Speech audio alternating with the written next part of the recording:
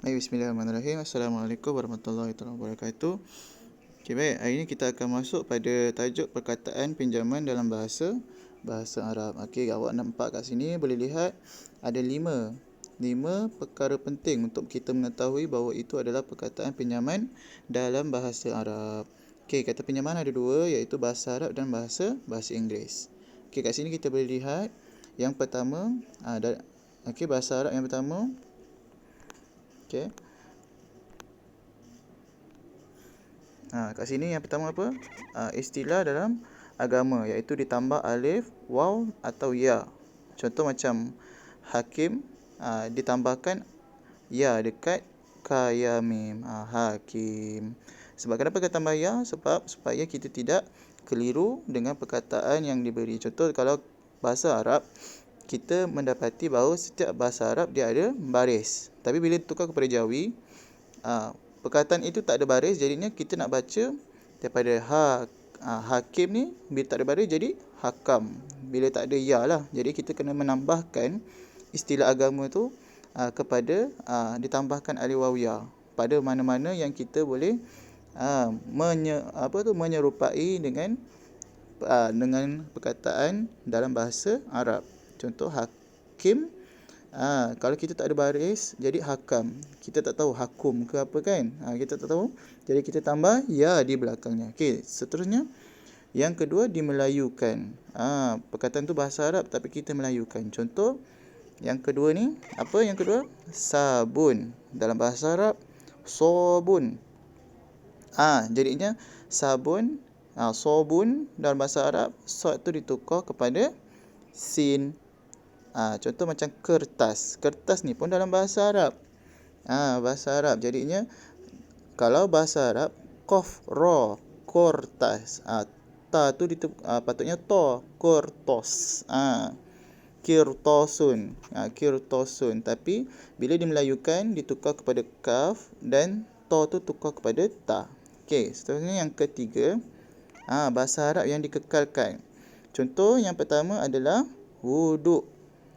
Ejaan dia tu tak ada berubah, sama saja, tak ada apa-apa pertambahan, tak ada apa-apa pertukaran dalam huruf-huruf konsonan. Okey, contoh yang dikekalkan lagi solat. Banyak lagi lah selain daripada dua ni. Contohnya Islam, soleh.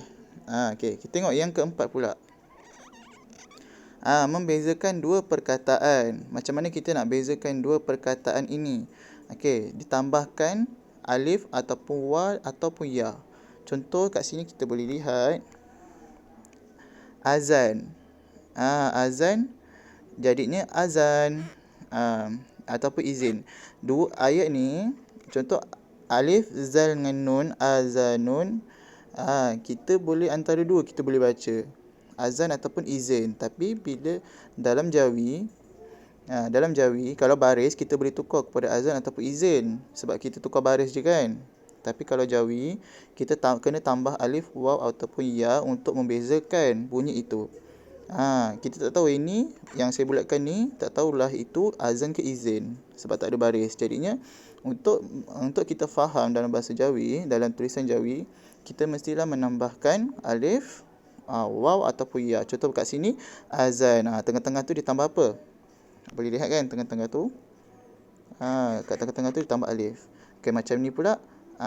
Sebelum alif tu tambah ya, dan sebelum nun tu ditambah, selepas zal tu ditambah ya, selepas alif pun ditambah ya. Nampak pertambahan untuk membezakan dua perkataan pada satu bunyi. Okey, kat situ. Seterusnya kita tengok yang kelima, menerima imbuhan di akhir perkataan. Contoh macam perkataan haji. Selain daripada itu fardu. Okey, kita tengok haji. Hajim saja. Ini bahasa Arab yang dikekalkan. Tapi bila ada imbuhan tu apa yang melekat di depan dan di belakang? Meng dan kan. Bila ada meng dan kan, imbuhan apitan di awal dan di akhir, jadinya ejaan haji tu dah berlain. Dia ada pertambahan alif. Nampak kat sini saya bulatkan pertambahan alif dan pertambahan ya. Ejaan sebenar dia haji, hajim saja. Tapi bila ada imbuhan apitan di awal dan di akhir, maka haji itu Untuk kita tidak keliru, kalau kita tak ada tambahan alif dan ya, kita tidak boleh baca dengan betul. Tak boleh baca dengan betul. Contoh alif dan ya dibuang, maka kita akan baca apa? Menghajkan. Menghajkan. Jadinya hajkan, kita susah kan, tak faham kan? Menghajkan. Macam awak baru belajar lagilah tak faham. Jadinya untuk memudahkan ditambah alif dan ya kat sini. Huruf apa? Alif waw ya tu. Huruf vokal. Kalau macam kita, huruf vokal kita apa? Kalau bahasa Melayu A, E, I, O, U. Tapi kalau dalam bahasa Jawi ada 3 saja huruf vokal dia, iaitu alif, waw dan ya. Okey. Seterusnya kita akan masuk. Ini penerangan sahaja untuk khulasah, iaitu dia punya ringkasan daripada pembelajaran bahasa Arab. Okey. Kita akan masuk seterusnya yang kedua, iaitu tajuk dia terus, perkataan pinjaman yang pertama 1.1, bahasa Arab yang dikekalkan. Okey, bahasa Arab yang dikekalkan. Contoh, kata pinjaman daripada bahasa Arab yang berupa istilah khusus seperti dieja, ejaan asal dalam bahasa Arab. Ini dikekalkan, tak ada berubah-berubah. Contoh, istilah bahasa Arab yang pertama kita boleh lihat kat sini. Wuduk. Wuduk, ejaan wukuf, ejaan tayamum, Al-Quran. Al-Quran ni cuma dia tambah hamzah je lah dekat sebelum alif ni dia tambah hamzah, nampak? Ada hamzah kan? Okey. Hadis, istinja, halal, haram, Ramadan, hijrah. Itu adalah perkataan bahasa Arab yang dikekalkan sebab dia berupa istilah khusus yang dieja seperti ejaan asal dalam bahasa Arab. Okey, baik. Itu yang pertama. Yang pertama, dikekalkan. Kita boleh tengok yang kedua.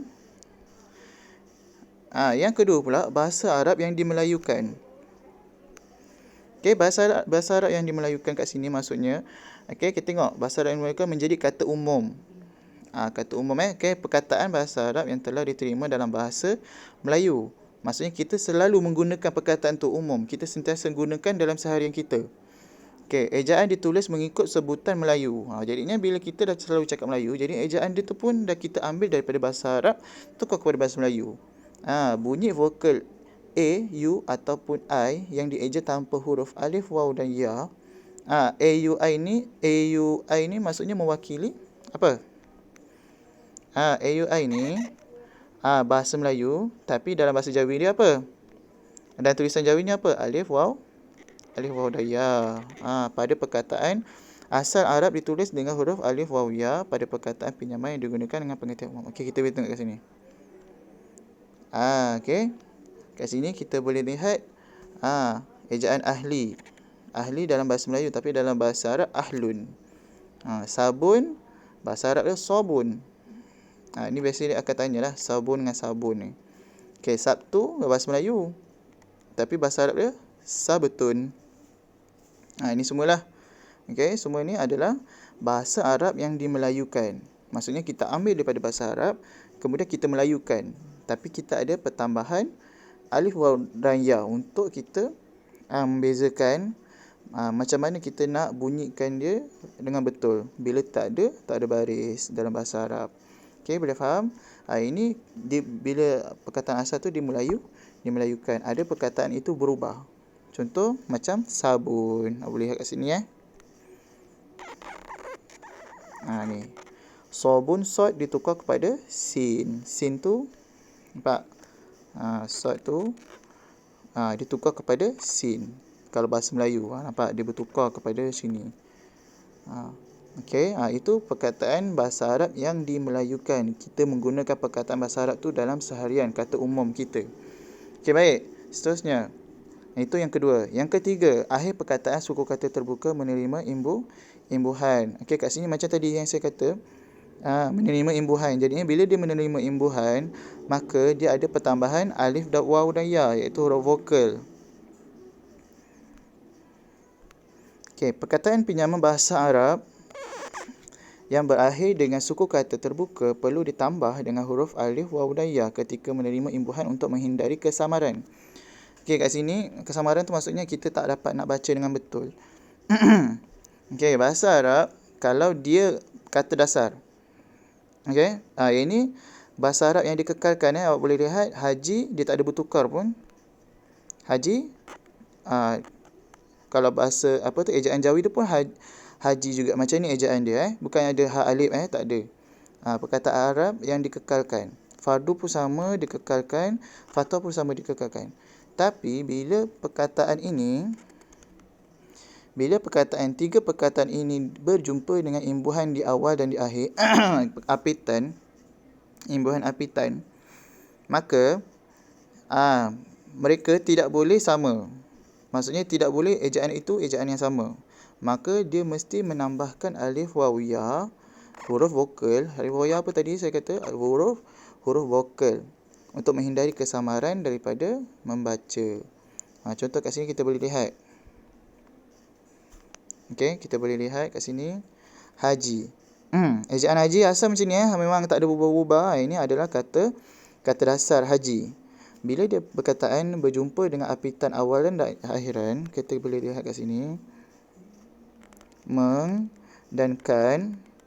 Jadinya haji kat tengah ni dia ada pertambahan alif, waw dan ya. Hajikan, menghajikan. Jadinya dia ada tambah huruf apa kat sini? Kita kuningkan alif dan ya. Okey. Biasa 3 huruf ni saja.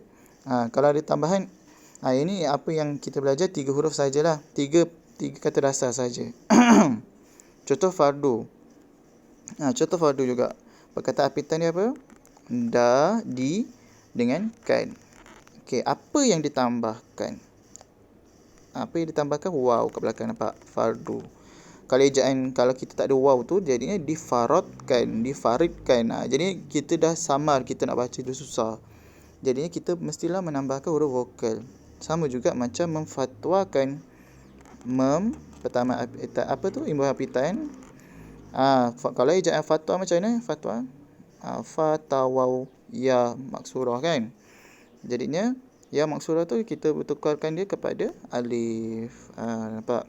Fatwakan. Untuk kita dapatkan bunyi itu. Ingat, kata dasar ini tidak berubah. Ini memang kata dasar dia. Tapi bila dia berjumpa dengan imbuhan apitan, maka dia akan berubah. Dia akan menambahkan huruf vokal. Apa huruf vokal kita belajar? Alif, waw dan ya. Ingat, ejaan asal haji, ejaan asal fardu, ejaan asal fatwa seperti ini. Tak ada pertambahan apa-apa sebab dia huruf bahasa Arab yang dikekalkan. Okey, itu yang ketiga. Yang keempat. Penambahan alif, waw dan ya bagi membezakan dua perkataan. Satu ayat tu boleh buat dua bunyi. Contoh macam ni, kita boleh lihat. Okey, saya tak baca dah kat atas ni Jadi macam ni kita nak bezakan, kita mesti tambah alif, waw dan ya, huruf vokal pada perkataan itu. Contoh huruf asal dia. Contoh huruf asal dia apa? Azan, iznun. Awak bayangkan kalau asal ni tak ada baris. Jadi kalau kita nak jawikan dah susah Jadinya bila kita nak bezakan satu perkataan ni satu perkataan ni bunyi ni macam mana, jadi kita mesti tambahkan alif, waw dan ya pada perkataan itu. Contoh izin. Contoh azan. Azan, nampak? Pertambahan apa kat sini? Ada huruf alif di tengah. Jadi azan bunyi dia ke atas lah. Suka kata terbuka, suka kata terbuka. Tapi bunyi vokal ke atas kan? Alif. Kalau ejaannya sama, jadinya kita dah susah kita nak baca. Jadinya kalau macam izin, kita tambahan apa huruf ya dan ya sebelum nun dengan sebelum zal. Izin. Ini azan. Ini izin. Okey, huruf dia apa? Ejaan asal dia? Huruf ejaan asal dia macam ni. Ejaan asal dia. Ini sebab dia letak baris. Tu awak boleh baca. Cuba tak letak baris. Tak letak baris awak tak boleh baca. Jadinya awak keliru antara izin ke azan. Jadinya untuk bila dia bertukar kepada bahasa Jawi, maka kita tambahkan huruf vokal untuk kita dapat baca supaya tidak samar perkataan itu. Kita tidak pening kiranya. Tidak pening untuk baca. Okay, baik. Itu yang keempat. Okey dah. Itu saja, 4 tanda saja. Okey. Kat sini kita boleh lihat soalan dia. Yang pertama, perkataan sunat, iaitu jawikan menjadi apa? Apa jawi dijadikan sunat ni? Sunat dijawikan jadinya ini perkataan bahasa Arab yang dikekalkan, sunat. Bila jadikan jawi adalah alif sunat. Itu adalah ejaan yang sebenar. Ini awak kena, bila bahasa Arab ni, kata pinjaman bahasa Arab, awak kena banyak baca.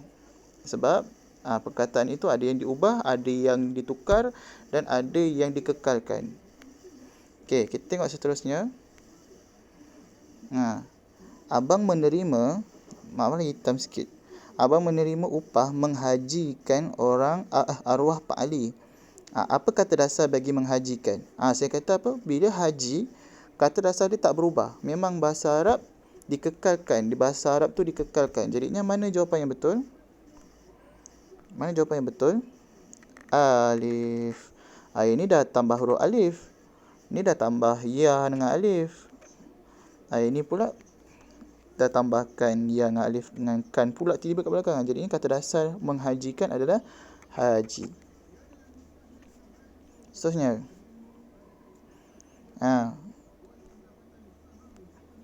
Jangan sesekali melakukan apa kat sini? Kezaliman. Apa? Kezaliman terhadap binatang peliharaan kita. Jadinya mana? Takkan dizalimi, takkanlah menzalimi, takkanlah mengzalimkan. Jadinya jawapan yang sesuai kezaliman.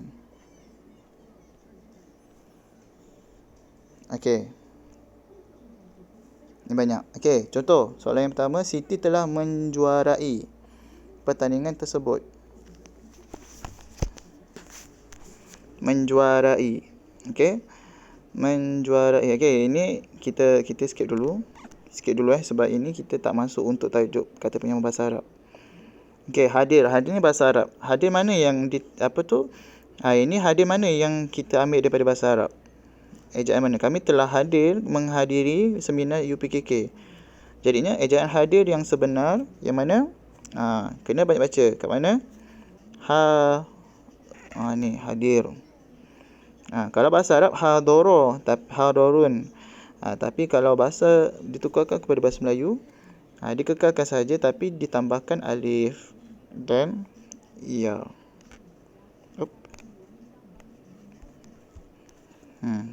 Alif dan ya, nampak pertambahan dan apitan. Apitan di awal dan di akhir. Jadi ejaan yang sebenar adalah menghadiri yang kedua. Ni A, ni B. Okey, yang kedua tu B. Okey, seterusnya yang 28 ni kita tak masuk lagi. Sedangkan memadam kebakaran pun tak masuk. Okey, ini pun tak masuk. Okey, jadi satu je lah soalan kat sini, 27. Menghadiri. Okey, boleh faham? Ada 4 tanda saja, walaupun ada 5. Okey, jadinya kita boleh lihat kat sini ada 4 tanda ni. Sila praktikkan, sila banyakkan baca. Sebab bahasa Arab adalah perkara, kata pinjaman bahasa Arab adalah awak kena teliti mana ayat itu yang digunakan dalam pinjaman bahasa Arab dan mana yang dikekalkan, mana yang dimelayukan, mana yang ditambahkan. Okey. Sampai situ saja. Terima kasih kerana telah menonton. Terima kasih. Assalamualaikum warahmatullahi wabarakatuh.